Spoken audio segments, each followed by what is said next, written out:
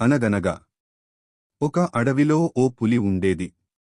అది చాలా బలంగా ఉండేది. తన శక్తి మీద గర్వంగా ఉండేది.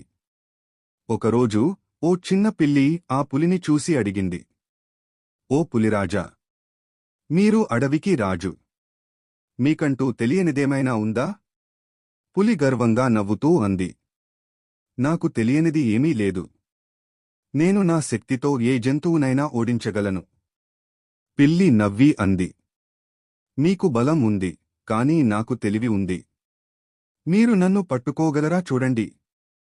అంతోనే పిల్లి పక్కనే ఉన్న చెట్టుపై పైకి ఎక్కింది. పులి ఎంత ప్రయత్నించినా చెట్టు ఎక్కలేకపోయింది. అప్పుడే పులికి అర్థమైంది, నాకు తెలియనిది ఉందే. పిల్లి కిందకి వచ్చి మృదువుగా అంది, పులిరాజా, బలం ఒక్కటే సరిపోదు. తెలివి కూడా అవసరం.